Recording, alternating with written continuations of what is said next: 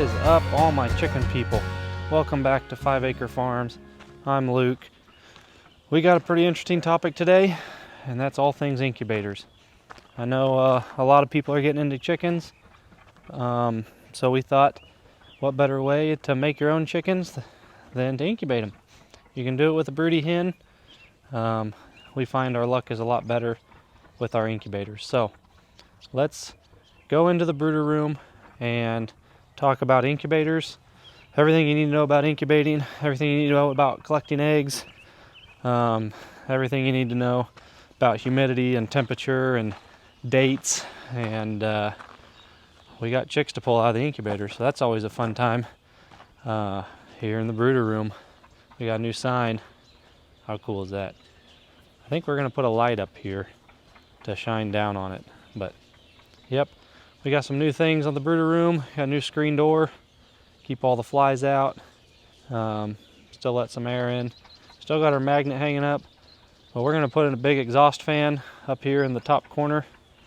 That's on this week's agenda, but right now it's all about hatching. So if you're not subscribed to the channel, go ahead and hit that subscribe button. We really appreciate it. We are taking off. We're over 5,000 subs. All I can say is thank you guys. You guys are awesome, awesome, awesome. I never thought we would grow this fast, but we're on the road to 100,000 subs. So without you guys, we can't do it. But I appreciate all you guys watching. Let's go check out the incubators. We got freshly hatched chicks. So I am a chick magnet, as some people say. Maybe not Caitlin, but all right, let's go see what we got going on in here. Caitlin was out collecting eggs. She's got a plumb full basket of hatching eggs, as well as some mandarin eggs. So we're hoping to hatch our first mandarins this year. We've had mandarins for probably going on 3 years now. We tried hatching some last year, but now that we have the new pen for them, we're hoping our odds are higher this year for hatching. They've been laying them, and we continually letting them lay, but they aren't going in there and sitting on them. So we'll just take some and see if we can't hatch them. Usually a mandarin hen does a better job than what we'll do. So, but we'll put them in the incubators and see if we can get some to hatch. We're getting a tray full of pheasant eggs. Hopefully these will be fertile. The yellow golden, we're excited to hatch those. We're trying to get up to 40 or 50 yellow golden hens. Got a good pile of goose eggs back there and blue Swedish duck eggs. Those are the mandarin eggs, a few Caturnix eggs. And then this is all of this week's chicken hatching eggs, more chicken hatching eggs, more. We gave a bunch to Jordan. He was here yesterday, but I keep saying we're not going to have enough room in the incubators, and we're getting pretty dang close. So we don't have any room to work. We may have to eat some of these. Yeah. I think we're going to have to get NPIPs. Comment down below if you guys would be interested in us shipping eggs, hatching eggs, because we're getting to the point where we have too many eggs to set in our incubators. We either need to buy more incubators or sell hatching eggs. We're not NPIP certified, so we cannot ship hatching eggs. So you guys can stop asking me to ship them, but I would like your opinion. If we got NPIP AI certified, would you guys be willing to buy hatching eggs? So just understand, ship hatching eggs come at a risk of not hatching, mainly because of the U.S. Postal Service not handling the packages correctly or taking too long. You know, if we put priority on them and they take 3 weeks to get there, it's not really our fault. So, but if that's something you guys would be interested in, I don't think we'll ever sell chicks, like male chicks, but I think if we're gonna do anything, it'll be hatching eggs. So comment down below if you guys would be interested in buying hatching eggs from us. Maybe we just need to get certified and bite the bullet and do it. But we got a bunch of chicks in the brooders still.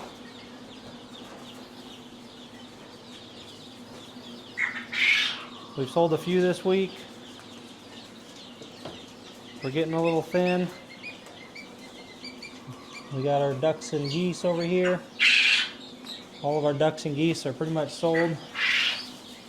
We've been waiting on a few more to come out of the incubator to fill an order. A couple left. But we got chicks hatching. We're going to pull these out here in just a little bit. I don't know if you can see with the glare, but they're in there getting fluffy. They're ready to come out. So to talk about incubators just a little bit, we need to step back into figuring out talk about different types of incubators. Obviously we have a style of incubator that's not necessarily conducive to what everybody needs. We personally have had good luck with GQFs. We get a lot of comments asking about these incubators. These are GQF Sportsman 1502s. They're one of the most common and one of the biggest GQF makes. But you guys don't necessarily need something this big unless you're really running a business out of it, or you are running an egg business or something like that. There's a lot of other options when it comes to incubators. If you're just going to be incubating for yourself, the Nurture Right 360 is probably, from what I've heard, is the best incubator for the money. I don't know how many eggs it holds. It's a small dome style. A lot of people really like those and have really good hatch rates out of them. There's ups and downs to that incubator, in my opinion. The main thing is when you have to take the lid off, all the chicks can kind of scatter. You got to take rotating trays out. But if you're just doing it for yourself or doing it once a year, that's a great option. GQF makes a styrofoam, small square styrofoam style one. And you can buy those at your local feed store, not necessarily GQF brand, but whatever your feed store brand is. But those styrofoam ones, I would probably stay away from unless it's the GQF brand. Those have a really hard time keeping temperature, and a lot of them are still air incubators. You don't want to buy an incubator that doesn't have a circulating fan in it. Having that fan moves the air throughout the incubator and keeps the whole unit at a constant temperature. Without that fan, you're going to run into cold spots scattered out inside your incubator, and your hatch rates are going to be pretty bad. So the Nurture Right 360 is a really good small one. Moving up from there, I would stay away from like Temu or cheap Amazon ones. You get what you pay for when it comes to incubators. The more you spend, the better the quality. Look for reviews. Stick with these brands that I'm talking about. Nurture Right 360s, Brisnia or Brisina, I'm not sure how to pronounce it, but they're really good, kind of small. They make different smaller cabinet incubators. They're really good. And Hatching Time also makes several different size versions of a cabinet style incubator, and those I've heard really good luck. People are having good luck with. So stick with those 4 or 5 brands, and I think you'll have much better success rate hatching. But excuse me. But to talk about incubators in general, there's a few things you need to look for. You need to have something to understand an incubator. This box warms up to 99.5 degrees. Ignore the excessively loud quail here in the background. They're getting fired up. But this box or their incubator needs to be able to bring the temperature up to 99.5 degrees, which is the temperature, the body temperature of a chicken is 99.5, and that's they'll sit on their eggs and keep those eggs at that temperature, and they'll hatch them at that temperature. So you want a unit that can keep a constant temperature at 99.5. I'm not sure what that is in Celsius. I'm sure you guys can tell me up north or wherever you're from. My incubators you can adjust Fahrenheit or Celsius on, but make sure you're right around that 99.5 temperature. As we're watching here, and I don't know if you can see it or hear it, but our incubators have an automatic egg turner. So I think it's every hour they rotate the eggs, and that keeps the air sac from sticking, or the embryo from sticking from one side to the other, just like a mother hen or a broody hen would do. They're going to rotate those eggs in her little nest and keep them from the embryo from sticking. So you really want an incubator that has an automatic turner. Some of them, the round incubators, have a plate that rotates 360 degrees and rolls the egg. I personally like incubators that have a tray or something that keeps the eggs pointy end down. You want the air sac on top of the egg. Obviously it works having them on their side and rolling them on their side. I personally think the hatch rates are a little bit higher on eggs that are kept pointy end down and rotate right to left. So I use a little cheat sheet for all my hatching. I printed this off probably 5 years ago. It's straight from GQF's website.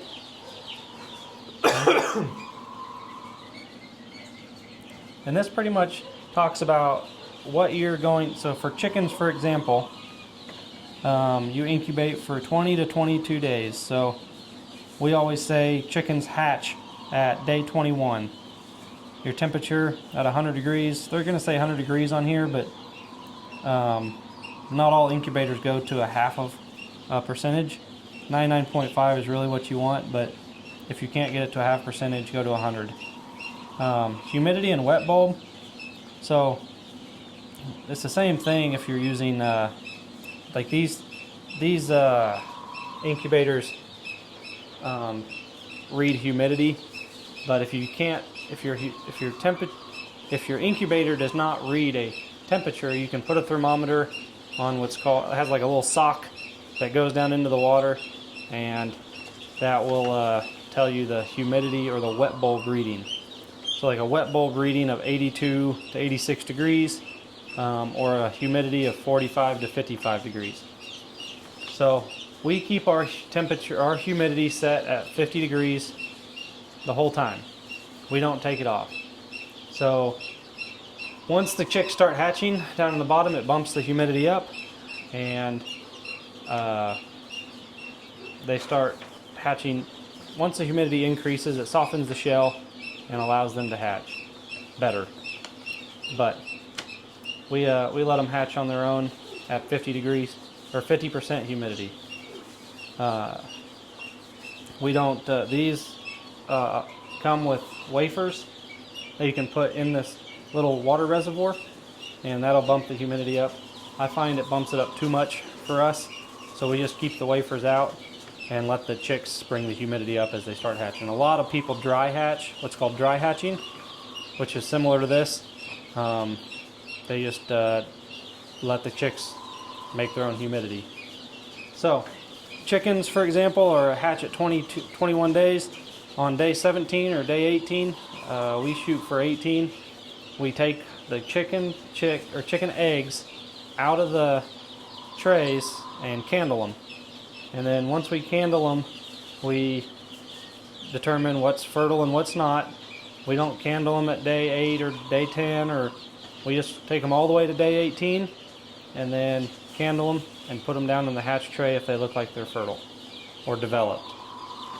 But yeah, turkeys are about 28 days, ducks 28 days, geese are around that 30 days to hatch, guineas 27 days, pheasants about 25 days. I don't really look at the hatch day, I look at the lockdown day. So I'm not necessarily worried on what exactly day they're going to hatch. I just need to know what day to take them out of the rotation and put them down into lockdown is what it's called. So chickens are 18, turkeys are 25, ducks are 25, pheasants are 21, guineas are 24, geese 25, bobwhite quail 20, our Coturnix quail are 14, our button quail are 13. If you guys do peacocks, they're 25, Muscovies are 31. So if you're going to incubate anything more than chicken eggs, printing off something, or even just writing something down on your board, or taking notes somewhere to know your chicken dates. But we keep this stuck on the wall over here, so we always know where this is, and we can always use it as a little cheat sheet.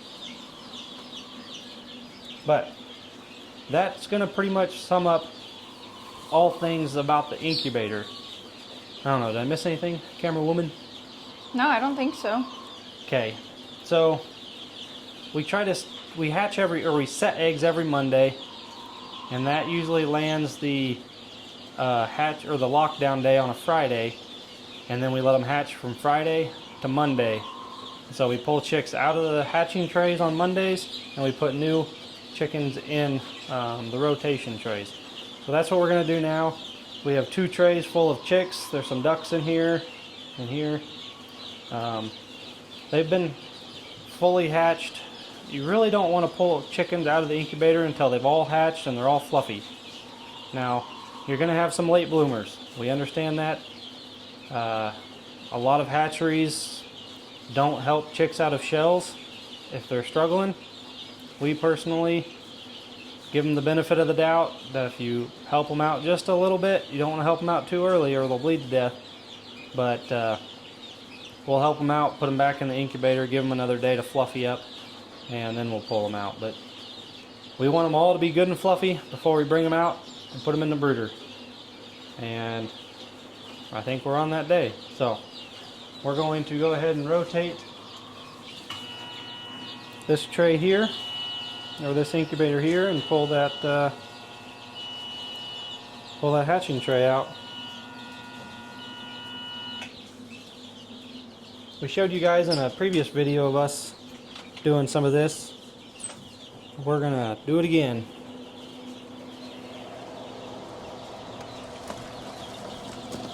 This is the first time we've opened the incubator.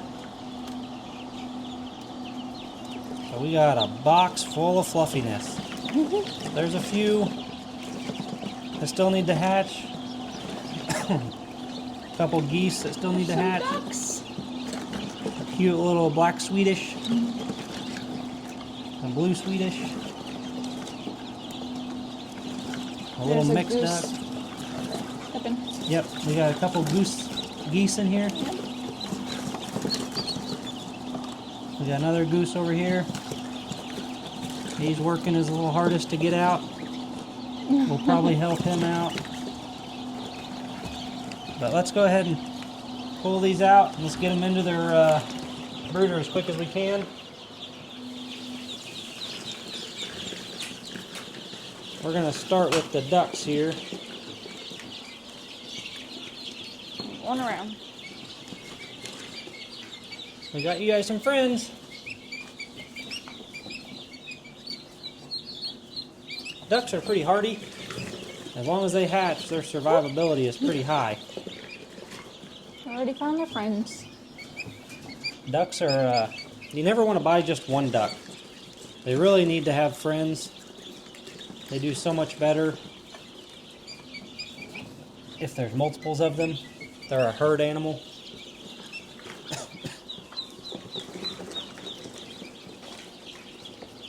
But we're going to move on to chicks. We're not going to show you a ton of sorting because it's going to take both of us. We need to move as quick as we can, dunking beaks, and moving on. But here's your little Indio Agantes. We got some Millie Fleurs. Oh, so cute. I know, they are. Some French Black Copper Morans. Some Light Brahmas. What else we got in here? I am naked. Some Light Brahmas. Yep, some of the world's sexiest chickens. Yep. But other than that, I think the other tray has most of the other breeds. Got some Light Brahma mixes. Several Indios. The world's sexiest chicken, I'm telling you what. They're just the cutest, aren't they?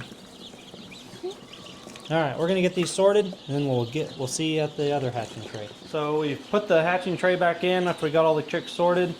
There were still 2 little Sebastopol goslings in there that hadn't come completely out, so put them back in. I'll check on them in the morning. Our next tray, we're going to go ahead and center the trays, rotating trays. This one should be a pretty full load. This is everything else. Oh boy. All that fluffiness. There's 1 or 2 that are still a little damp. This one's a freshie. He'll stay in the incubator. A lot of silkies. Blue partridge brahmas, faverols, lavender americanas. Look at that silky, isn't that something? Alright, let's pull these out, get them sorted.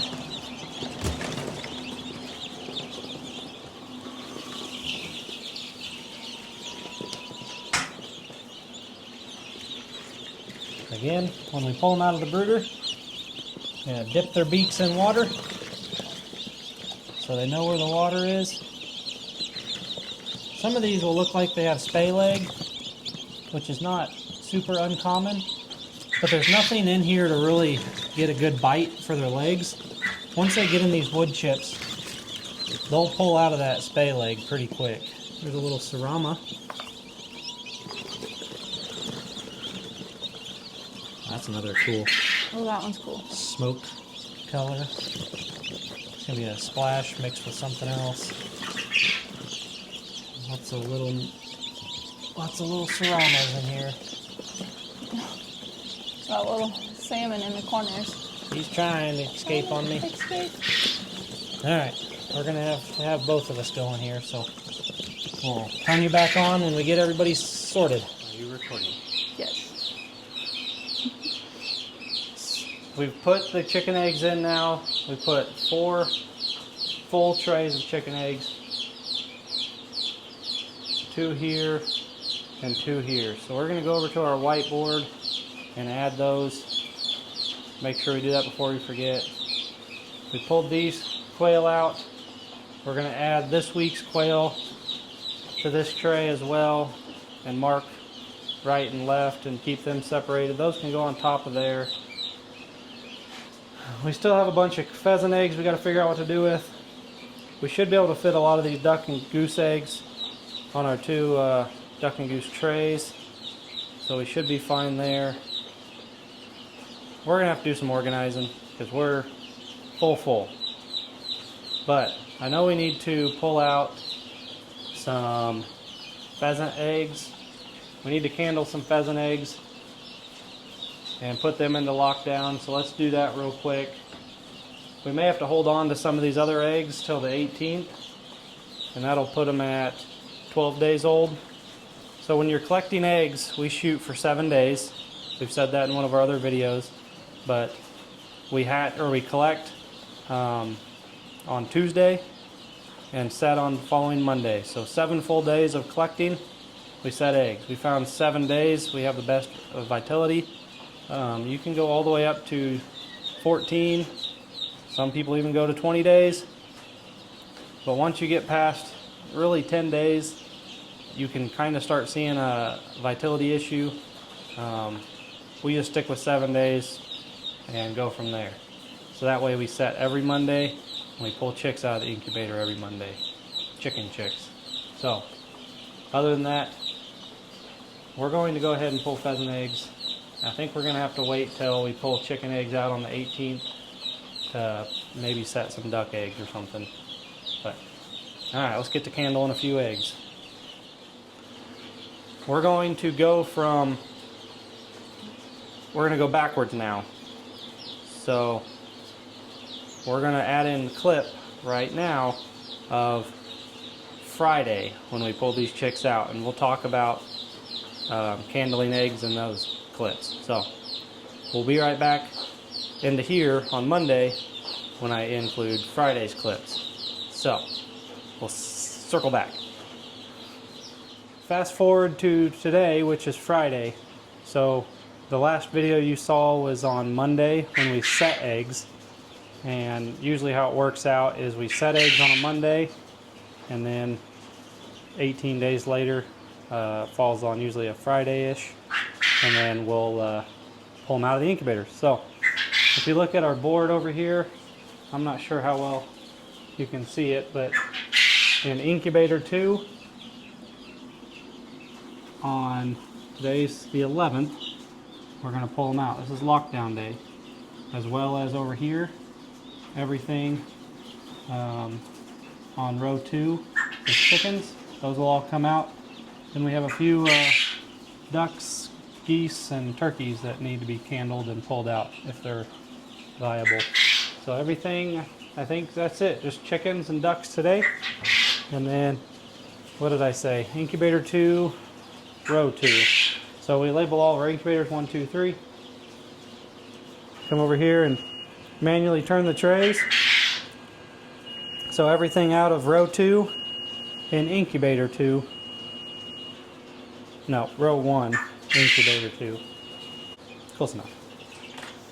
Alright, so let's, we're going to pull these quail eggs out. They're not ready yet, but they're sitting on top of our chicken eggs.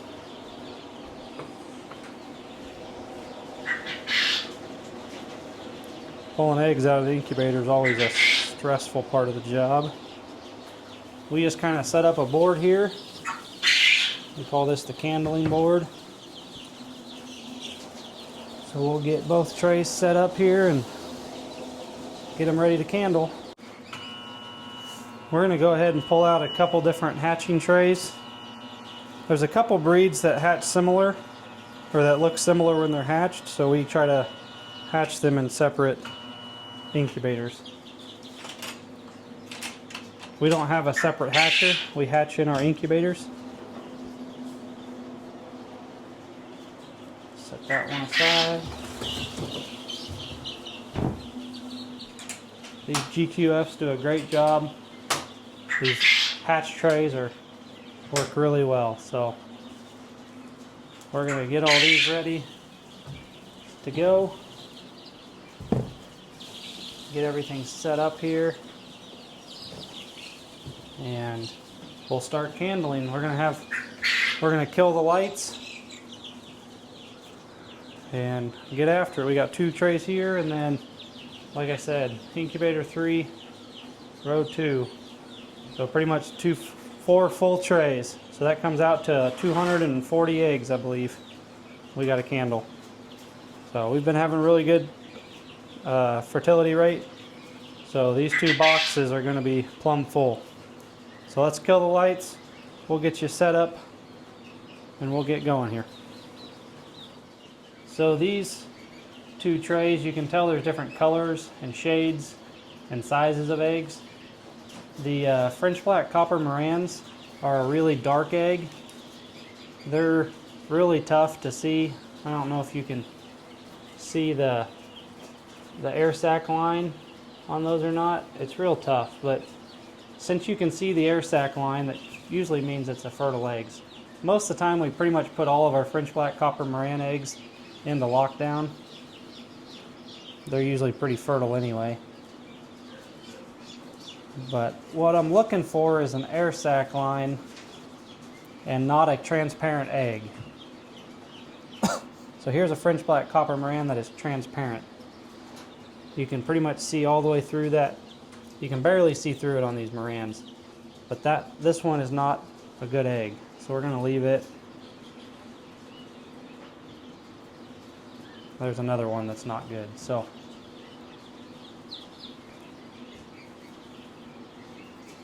out of, what is it, 2, 4, 6, 7, 8, out of 9 French black copper Moran eggs on this tray, 7 of them look like they are fertile, developed, and will hatch. Now that's, for the French black copper Moran eggs, they're a little harder to tell, but as we go into the rest of these,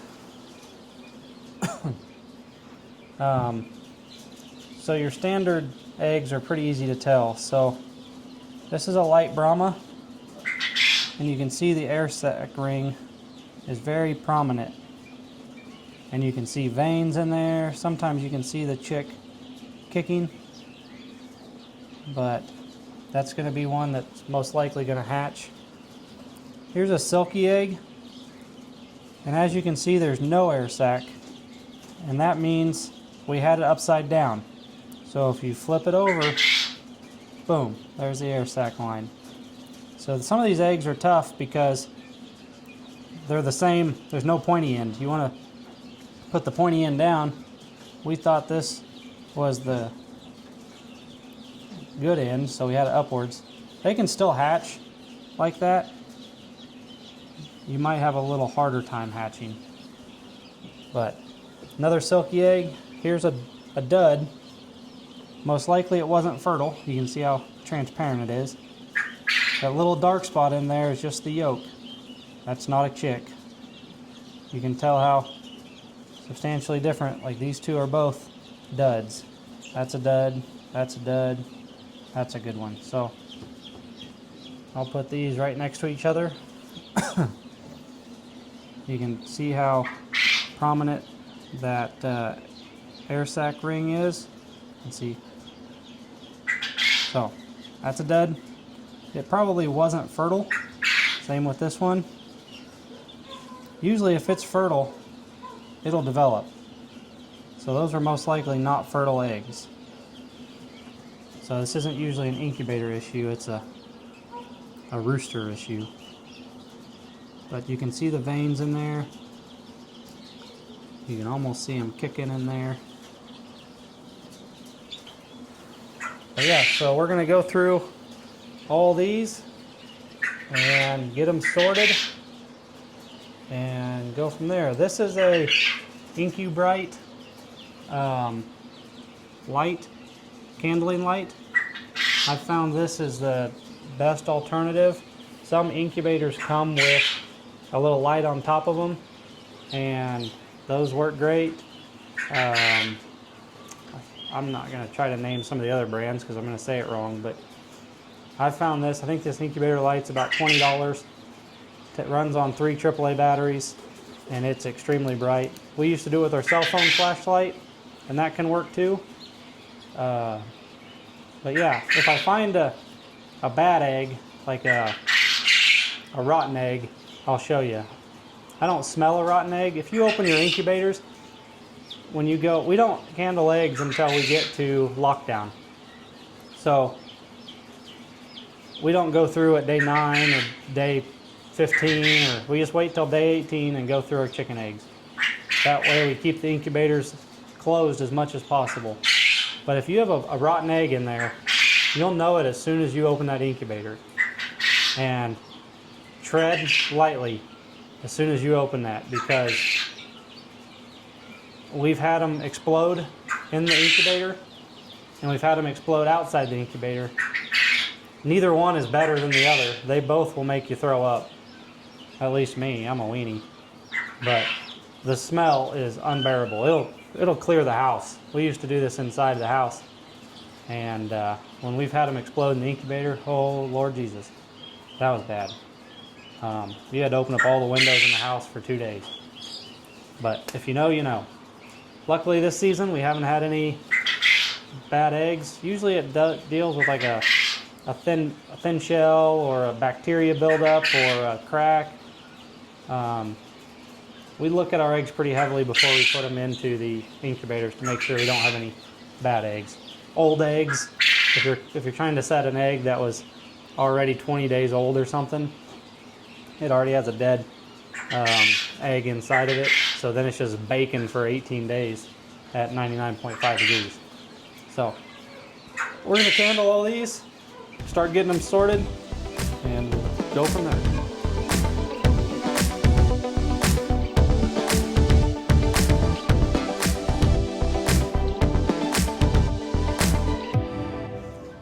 So we only have ducks and geese in this middle row. We write on our eggs. Usually we set them by the row. So we set on 317 and they lock down on 411. So all of our eggs are rode on for the lockdown day. And you can see this first egg here. You can see it moving down there. Right down here at the bottom.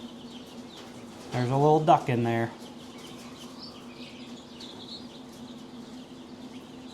Pretty cool. Same with these duck eggs, their shells are thin, so they're easy to see. That little guy's moving too. He's going to be popping out in no time. This one's already pipping. So let me double check this one. He's already pipping too. So you can see right there is his beak. And he's already put a little crack on it. You can see the just started to pip. Same with this one. You can see right. Let me get him out of here. You can see that little pip mark right up there on the top. You can see him moving down here. You're probably wondering why his world's lighting up right now. So we've already candled these once because we added eggs in here the other day. So we went through and candled them. All these goose eggs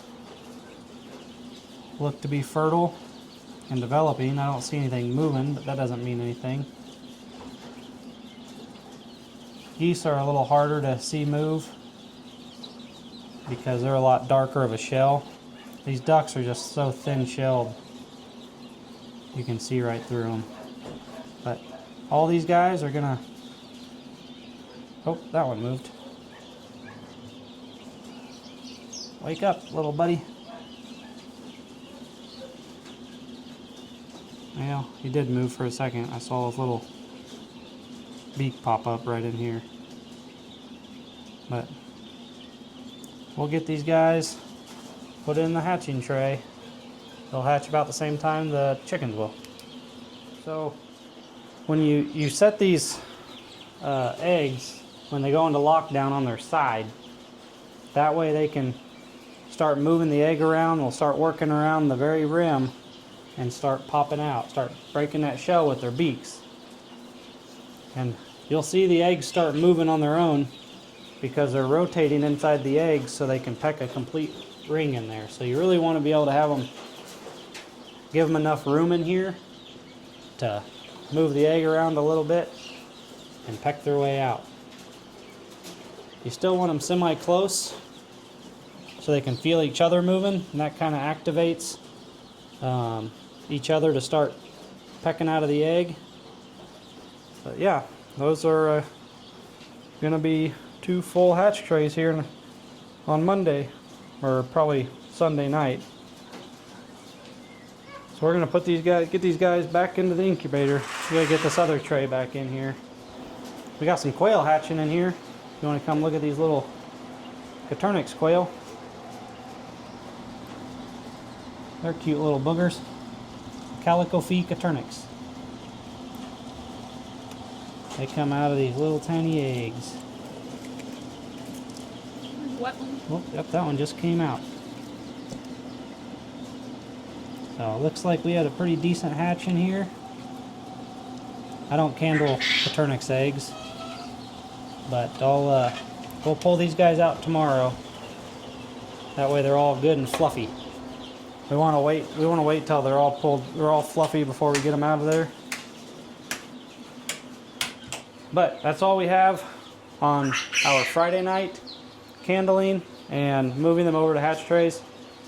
We'll see you guys on Sunday when we pull them out. You guys have already watched Monday when we set them. So we'll fast forward to Sunday right now. I think we're done.